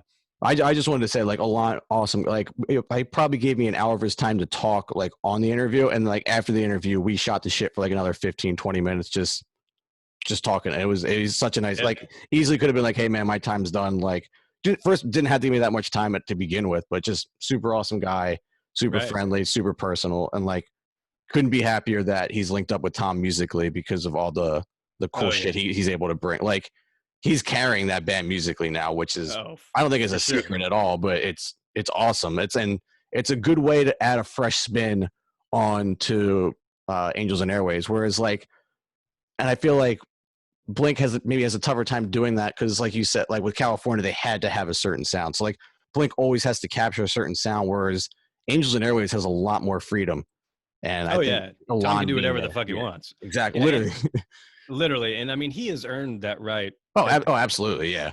I mean, he can do whatever the fuck he wants. I mean, if I was in his shoes, and you got to face it, he doesn't want to play the Blink songs. He doesn't care. I mean, really, to be honest, he really hasn't cared too much about Blink in like fucking 15 years. If you want to go back to the first breakup, arguably, people say that Neighborhoods wasn't even particularly cohesive, or maybe he only got back to tour or whatever. We could have a whole episode going on That's about that. The can of worms. But yeah, needless to say, it is nice to see Tom making new music again. I'm super stoked for whenever this new Angels album comes out. It keeps getting delayed in typical Tom fashion, big things coming.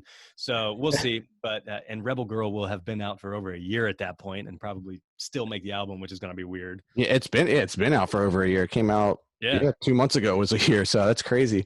The one thing last thing I want to say about Tom, and we can just jump forwards, but Tom, he's telling you he's manipulative. Like we're not even doing this episode to talk strictly Tom. We've probably gone like a 15-minute conversation just about him. But I will say, I feel like he's at a point now where he just wants to disassociate himself with Blink-182. Like because he always says like he's grateful for everything they've done, but I just think and he says a lot of stuff where I kind of call bullshit.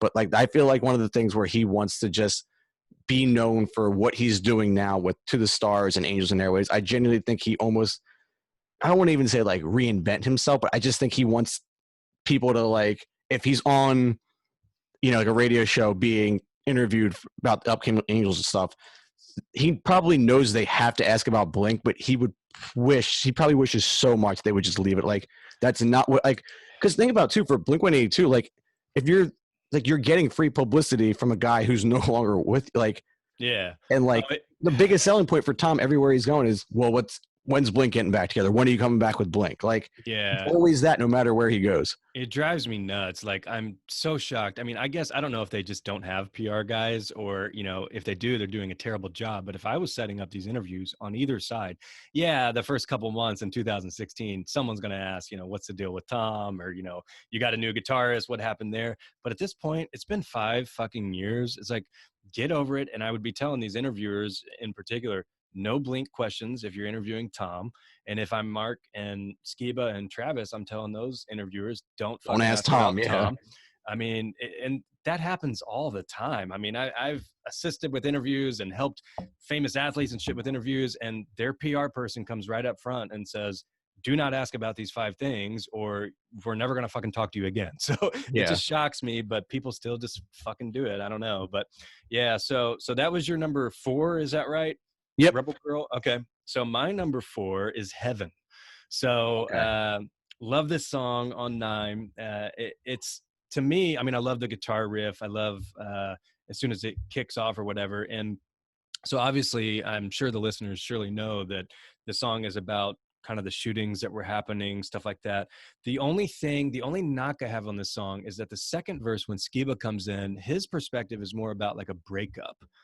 And I wish he would have rewritten his verse to go more along the lines of what Mark's was and what the chorus and what the bridge is, because Skiba comes in like, loneliness since we broke up. And then, Mark's talking about like, I don't believe we're only put on this world to get knocked off of it or whatever. So it's weird, but that chorus is just so powerful, man. It's like, it's kind of mind boggling to think about, like, you die and it's like, heaven doesn't even want you yet. Like, you're not supposed to die yet. And so it's just a deep song to me, and it's just such a great sound, and exactly what I wanted to hear from them. So when that song came on, when I first listened to 9, we get First Time, we get Happy Days, we get Heaven. I'm just like, damn, like they're really doing this. This album's sick. Yeah. I had this later down on my list, so I don't want to give it away where I have it, but I'm also a huge fan of this, so I'll save my comments for that. But okay. Big fan of this song. Okay. And I'll just say the one thing, I'll bounce off one of your comments. I never really even thought too much about like how much better the song could have been, as Skiba's verse was a little bit more like fitting for what the song is like. I mean, obviously it's about a breakup, but I always kind of just associate it with like from a person who's dying, and they like kind of like the last thing they see is this woman or this man or whoever they were dating. Like, it's the last thing that's on their like on their mind as they're dying. So for me, I always put it that way. But that's a good point. It could have been a little bit more powerful if it was kind of, and especially for Skiba, like as weird as it sounds, like death and that kind of not atmosphere, but that kind of songwriting, like right up his alley. So it's almost weirder that Mark had the more darker verse in the song. And not that Mark's not capable of writing dark lyrics, because a lot of Mark's lyrics are very dark. Like the Plus 44 album was a dark album. Yeah, man. Yeah, for sure. Yeah. So what do you got at number 3? Well, number 3, I had One Little Lie. So I'll jump to my number 2 since we already discussed. I gave my thoughts on it already. But 2, I have a curveball, and mine is Scumbag with Goody Grace, and I think Mark is absolutely kills that. And the funny thing is, I remember when I saw them promoting this song, nothing about it was appealing to me. Like the album artwork is just a black square with white lettering, just says Scumbag feat Blink-182, and I was like, what is this shit? I've never heard of Goody Grace. I don't think I know any of the other music beside this song. Yeah, and I was like, they're doing this song with this guy that I've never heard of. And it was right around the time that I think the Chainsmokers song was coming out or about to come out, and I was like they're just doing random shit with these artists, which is like good for them, but like for me, it's just, it's not what I'm into. I'm not going to listen to it. And I might have just been at my desk at work or something, flipping through music, and I was like, let me give this a try. So I threw it on, and I was like, it starts off with the guitar. It was like, this is cool. All right, let's see where it goes. And it's just like Lloyd always says on our show, he says everyone's always a sucker for a sad song, and it's so true. Like it's just a depressing song. Like the one that I might not like is when they stress out the why, like that part. I'm not big on. Like I sent it to my brother when I first started like really liking it, and he was like, the song's really good, dude. I just fucking hate that part. So like for me, I think that part's a little ruined from him just not liking it. But for me, I love that song, and I think Mark is always like, I feel like as Blink fans, you know, like when it comes to a bridge and Mark Hoppus, like he can do no wrong. Oh, I know. It's just like the rule, like Mark Hoppus on a bridge, it could suck and it's still good. Like he is like, that is like his God's given talent, like besides songwriting, just bridge writing. Like he can make a living just doing that. And this is no different. Like the way he just comes in and he doesn't really say much, as I know that she hates me. I know she can't take me. I hope she knows I can't face myself right now. And it's just like, and then it just drops into that. And then Goody Grace's part where it's like quiet again with the guitar. And then it gets really quiet. And then Mark comes back in with the chorus and the way it goes out. And Mark switches up the lyrics at the end a little bit with the chorus. And this is a song I'm just like, I haven't like, normally when I play a song over and over again, I'll have to take a breather from it. I can still come back to this song at any time I want. And I'm so happy that I gave it a chance. So I try to be a little bit more lenient now with like the releases, which is funny too, because it didn't make my top 10, or I don't think it would have been close, but the PS I Hope You're Happy with the Chainsmokers is actually pretty I like that song a lot. It's obviously a Chainsmokers song, but I like it. And I did get a text from Lloyd he said, I'm not going to give top 10 because it'll be too long of a list to go through. He gave me his top 5. And then he said, and it's at the bottom, it says, bonus, I had PS I Hope You're Happy at number 10. So that did make his number 10. Oh, shit. Okay. So he was really big into that. I remember when that first came out. I'll just go over through the ones that we have talked about. He had Kiss and Tell at 5. Me and him both had Rebel Girl at 4. He had Heaven at 3 with you. Okay. And I'll save his 2 and 1 because I think his 2 might be the same as one of yours you have coming up. Okay.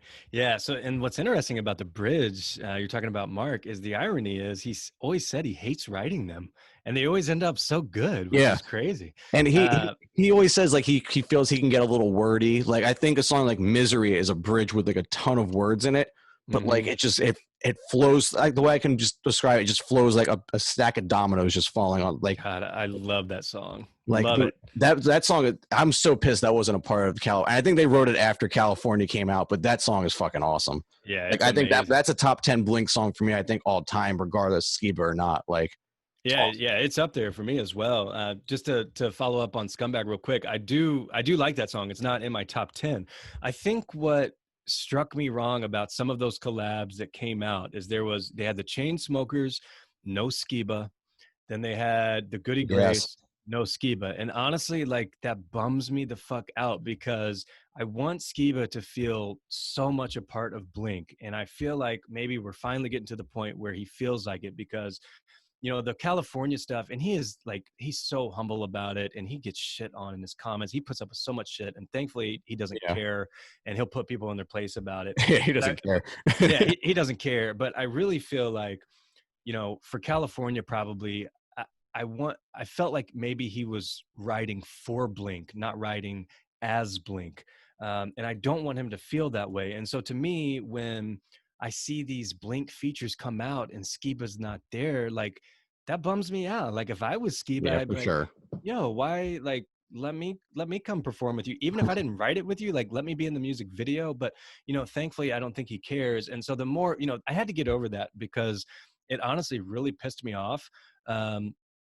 But the more that I think about it, I really like the Chainsmokers song. And I'm like, you know what? They just went off and did this on their own. This is Mark and Travis being cool enough to hop on these cats' song, do whatever, just collab with whoever, being rad enough to do that. Maybe Skiba didn't have time. Maybe Skiba didn't want to be there. But the Goody Grace in particular, like, I mean, that dude, he's a younger dude, up and coming dude. I know Travis has like hooked him up. He reps Famous at times. Yeah. And so especially when I saw them perform it on, was it Letterman? Kimmel. It was Kimmel. Kimmel. Okay. Yeah. Like a month ago or something. When that came out, I was like, you know what? I'm not going to hate on this dude at all. Like he's playing a song with Mark and Travis on Jimmy fucking Kimmel. Like good for that dude. Yeah. I'm like happy for him. Yeah. He knows what he's doing. If you end up on that part, like that event in your life, like playing alongside Mark and Travis, like you're doing something right. And like, for sure. And like Mark strikes me as a guy who would do anything for anyone, but at the same time, like, I don't think he's just going to help out anyone. If he's going to put his name onto something, he's going to believe in it. And I think that song is just great. And like you said, like they're on with Kimmel, and I remember it coming out, and like it was at the time where I was like finally like a big fan of that song. I was like, I can't wait to watch this. Like, I didn't watch it live, but I remember it was like, oh, it's going to be on tonight. I'll watch it at my desk tomorrow at work. And like, yeah. And it was cool and it was awesome. So yeah, I'm happy for him. It's a super catchy song. And yeah, I wish that dude nothing but all the success in the world. And I've seen him like on social media, and he was just like so fucking stoked to be playing with Blink. Yeah, I have seen that. Yeah. So proud of it. And I'm like, you know what? Good for that dude. That's fucking awesome. So, all right. So that was your number 3, Scumbag? Yeah. Or no, that was my number 2. Oh, your number 2. Okay. So yeah, I had it high. Number 3. All right. So my number 3 is Kiss and Tell. So, I like Rebel Girl. We've talked about that. Obviously, a huge Angels fan. And so when Kiss and Tell dropped, I dig Rebel Girl. It wasn't my favorite in the world. But when Kiss and Tell dropped, I was like, okay, this is what I expect from Angels and Airwaves, in the current era. It had the cool little intro. The guitar part kicks in. Tom, with his super melodic voice and the cool melody. And this one I actually really liked the lyrics of. And at first I remember my first reaction was like, who the fuck is Lorena, or like Maria? Like, what the fuck is he even talking about? But I just love, like, when he says, my heart's a little bit tired and expired, just a coward and lift off. It got a little bit risky to be happy, to the edge till we fall off. Stuff like that. It's awesome. And then I love the next part where he says, I'm going to go try this, satisfy this, watch the bomb I made go off. So he's saying, like, you know what? Fuck it. Like, I'm going to go do what I want to do. And even if it blows up in my face, like, whatever. So I love that song. It's got a ton of energy in it. Love the guitars in it. To me, that is what I want from Angels and Airwaves. Out of the 3 songs, All That's Left Is Love, Rebel Girl, and this one, this is what I want from Angels and Airwaves in 2020, this new era, this new album or whatever. And unfortunately, I saw Angels twice on their like winter stretch or whatever last year. And so they played it at the first show and I went nuts. Like I was so hyped to hear that. And those were great shows, by the way. Like I loved. Oh yeah, they were awesome. Do the Wolfpack live for the first time and like Paralyzed and all that shit. But then the second time I saw them, which was December 2019. Yeah, they didn't play it around that time around, did they? They didn't play it. And I was like, oh my God. And that was their newest song at that point. I'm like, how do you not play? And I think like supposedly it's higher in Tom's register to sing, or like, well, it's funny you say that. Cause when we were talking to Alon, he had mentioned that, that song was actually supposed to be even a step higher and they had to drop it lower because Tom couldn't get through like the verses singing that high. So I think I remember that from your conversation. Yeah. So the song itself is still very high. So it probably, that makes perfect sense. Yeah. Yeah. All right. So yeah, we're caught up here. So, well, no, we're not. So you've already given your number 2. Yeah. Well, I just want to say one more thing. You're talking about the lyrics, like, from Kiss and Tell, like watch the bomb I made go off, like basically just saying like whatever, like it's gonna be risky to be happy. And for me, it kind of like I mentioned earlier, I associate songs with music videos. I think the music video is so cool, even though it's just them on a stage and Tom with some random chick like crawling on Yeah. top of him and shit. I think the song for me, I don't know what you take from it. For me, that I think it's pretty clear to me that it's about his ex-wife and moving on to this new point in his love life where he wants to be happy. Maybe the bomb I made go off is make it go public and let everyone know I've been seeing this chick and I'm Yeah, with for her sure. now. And I think that's what the music video, it just like before, like it was almost uncertain. You're not sure it could be about anything. And then the music video, like Tom basically just writes a giant sign, hey, this is what the song's about. Like, Yeah. And at that point, he had not came out with like the new public thing. Like people had suspected that he was divorced for a oh, long time.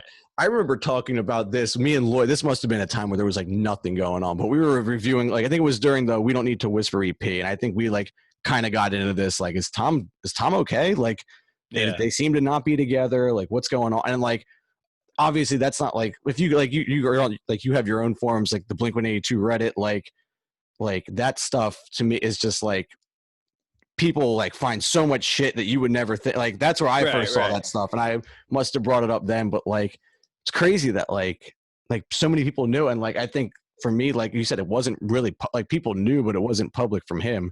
Yeah, and So it's not something that like I ever even wanted to get into or like bring up or whatever. But like when people would start talking about, it, I'm like, Tom hasn't worn his wedding ring in like a year and a half. and I people, and I don't people know if are it like, was your comment or your post, but I remember seeing that on Reddit and just being like, oh, like I scrolling through like. Shit, this yeah, whoever wrote this is not wrong. it might have been mine. And people are That's like, well, crazy. maybe he forgot. I'm like, yo, I'm married. You maybe forget it when you go for a jog or to the gym. You don't forget it for a year and a half.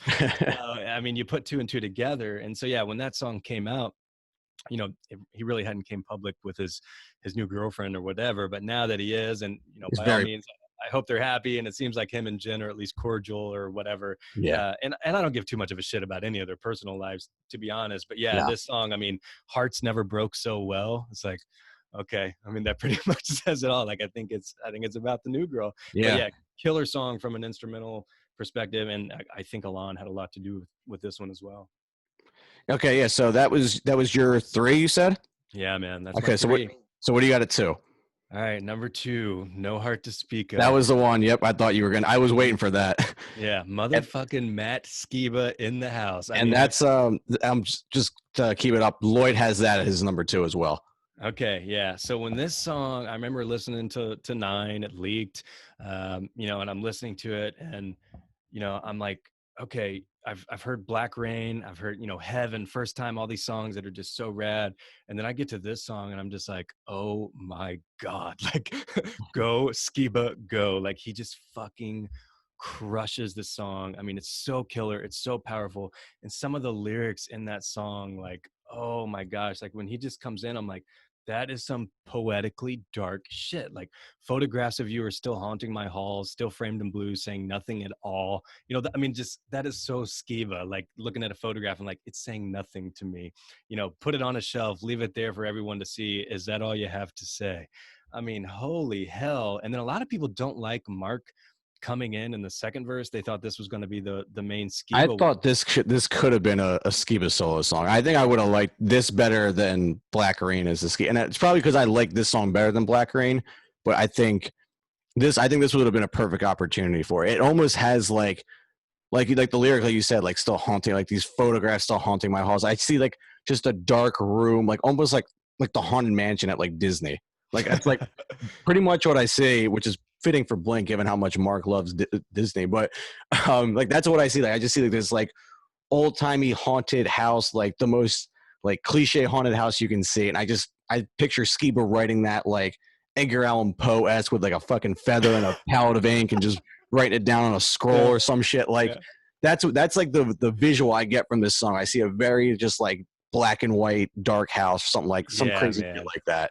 Yeah, I'm with you. And then, yeah, Mark's verse. I mean, when he just comes in, like nothing left but scars clawed away at my heart. And then, vultures in the ash, separating skin from bone. Is that all you have to say? Like, it's just it's about somebody who is just fucking crushed. Like, torn apart. I mean, that song to me is just every single thing I would ever want from Matt Skiba. I don't care if it's a trio or Blink at that point. That song is just amazing to me. Yeah. And for me, and I remember you had listened to our review of Nine when it first came out, and I think at the time, I don't know if it was Lloyd and me or just myself, but I remember I had mentioned that I wasn't a huge fan of it at first. And I forget, but you were all over us. You were like, no, like how the fuck can you guys not like this song? Is that the one where I sent you like the little baby who's like furious and runs and like punches the screen? Yep.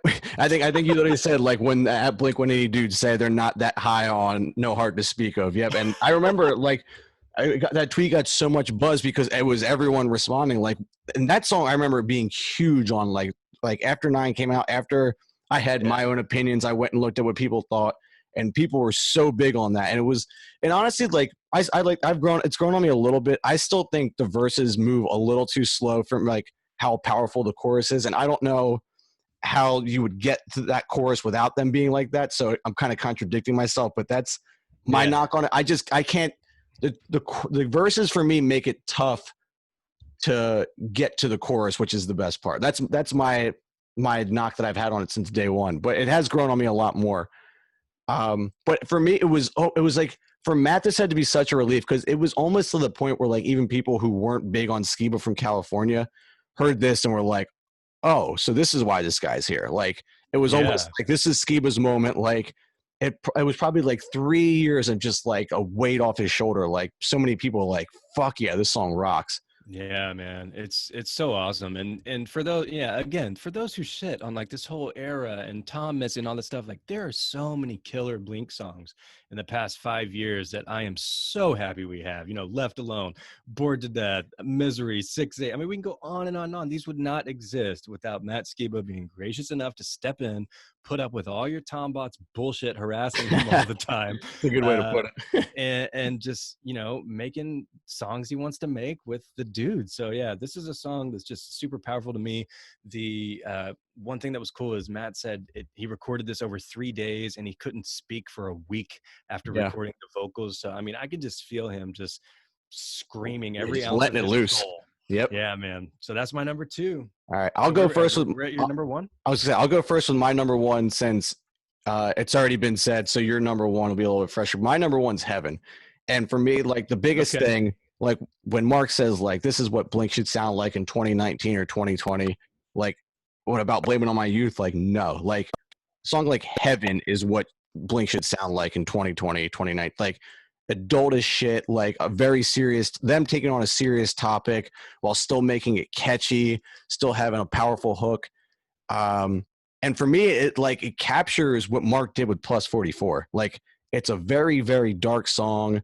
Like I said, like I mentioned before, Plus 44, that album, When Your Heart Starts Beating, was just a dark album. And it probably came from like a place of Mark being a little bit depressed post Blink-182 hiatus. Like this album, he had mentioned before, like a song like Happy Days, he was pretty depressed during this time. So like you kind of get that dark songwriting for him where it's as fucked up as it is. Like it's when you get your best writing out of him, I feel like, when he's actually going through some shit. Yeah. So I mean, and we talked about this not too long ago with on our Boxcar episode we did.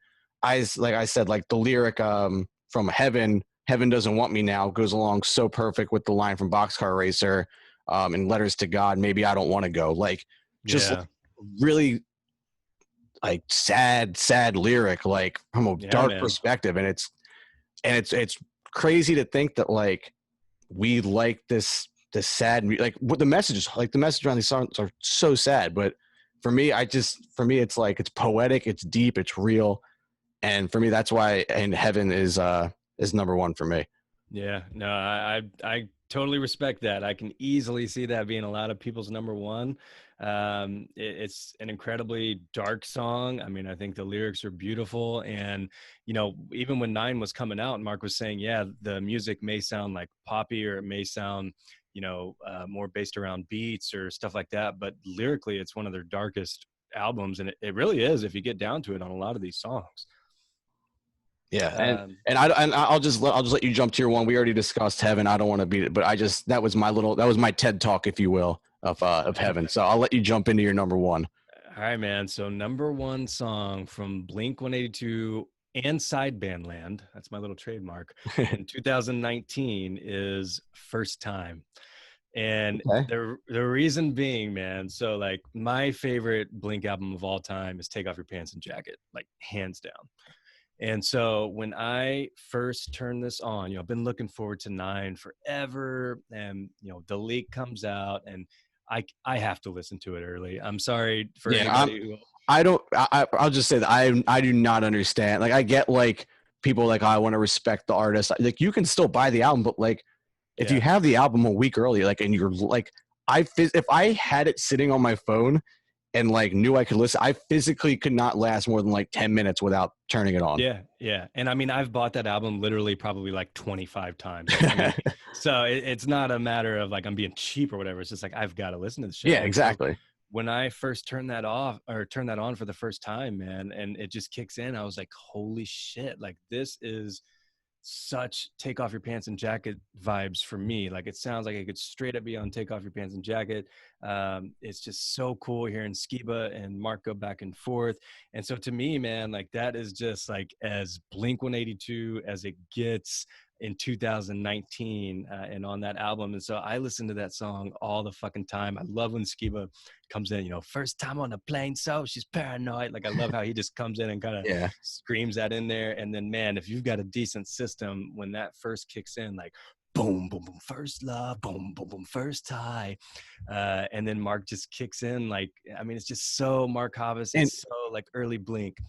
and that song didn't make my top 10. It would definitely be an honorable mention for me. And for me, I never really consider it like that high on the list for me, but every time it comes on, like if like for whatever reason my Bluetooth isn't connecting in my car, like I have the 9 CD in my CD console. So like if my Bluetooth is off on my phone, I don't realize when I first get in and I don't have time to fix it at a red light.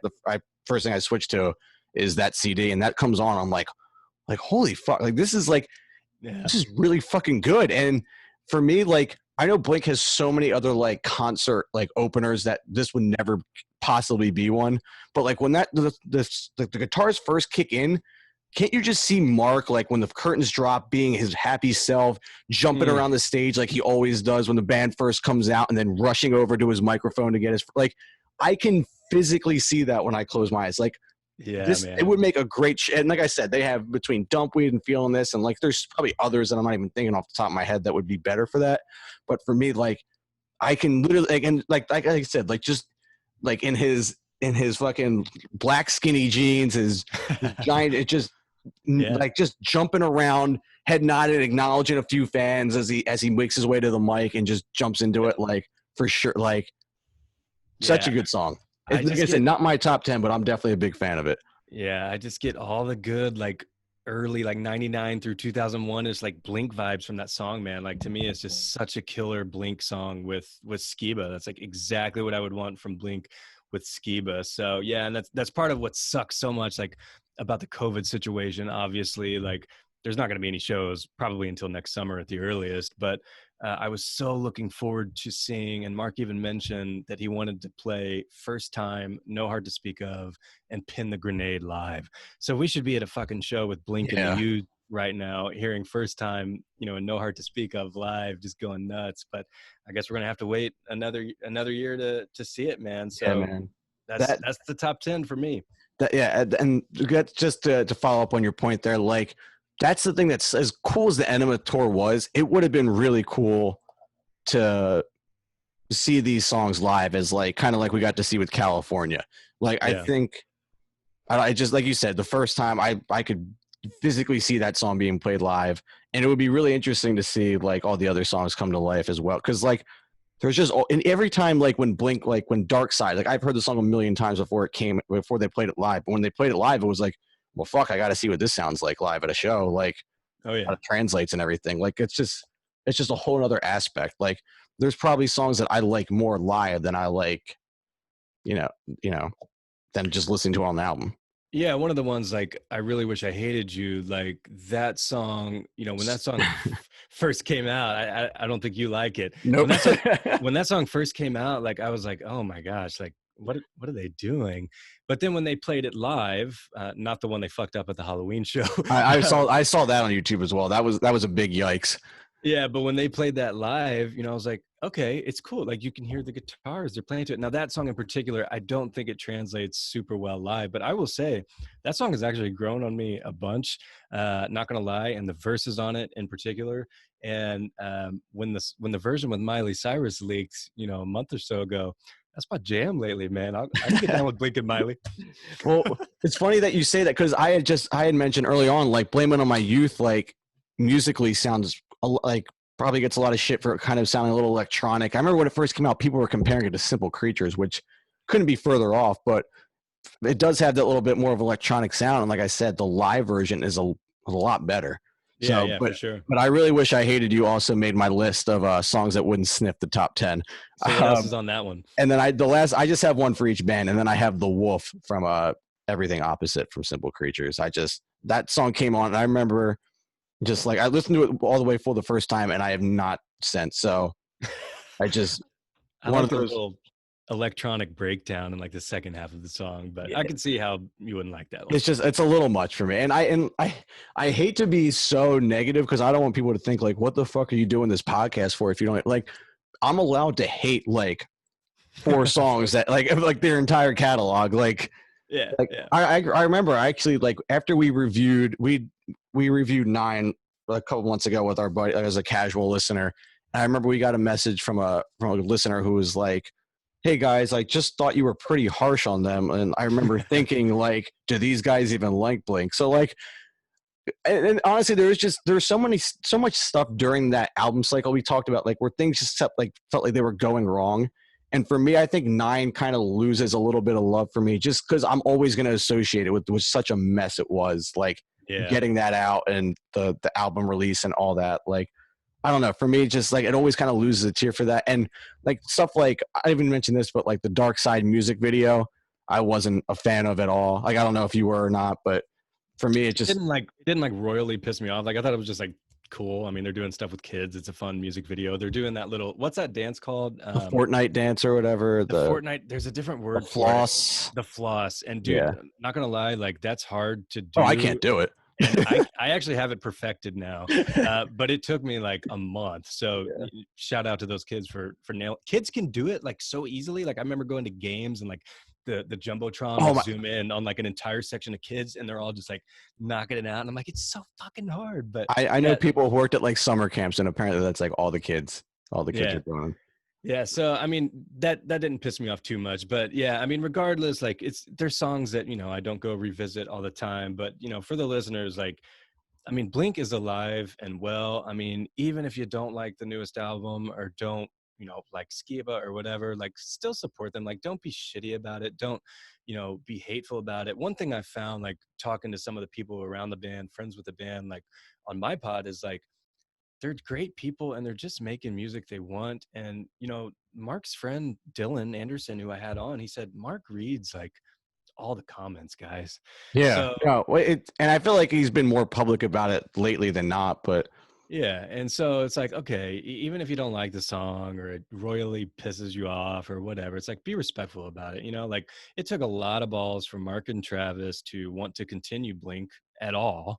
You know, that takes huge balls to say, you know what, fuck it, Tom, we're going to do it. And then at the same time, it takes huge balls from Tom to do his thing. And so we're in a cool place where, you know, they've finally been interacting on Instagram or, you know, flirting on social media or whatever. So just be cool with it all. There's no reason in hating any of it. If you're looking forward to new Angels, we got that coming.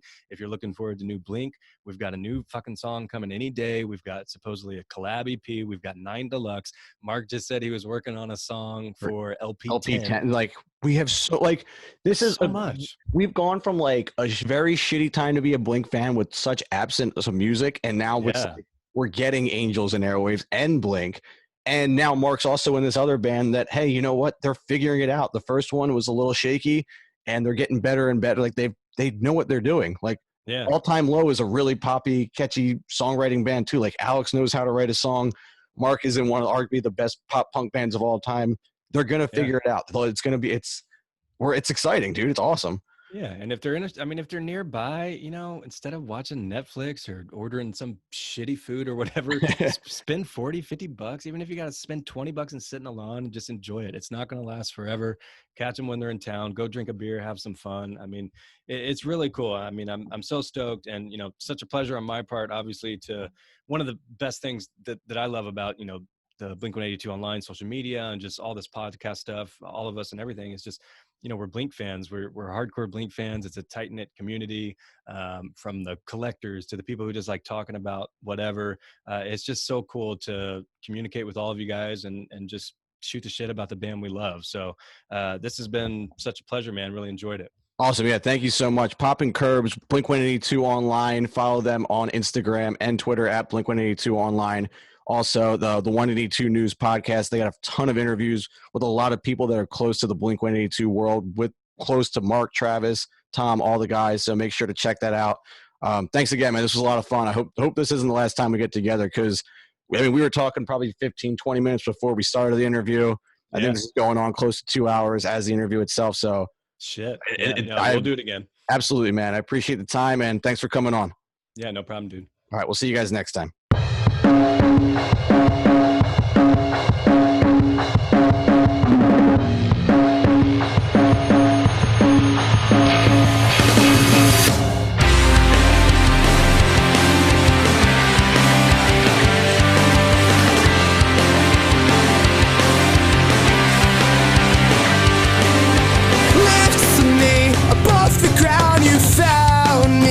Just can't get my foot in.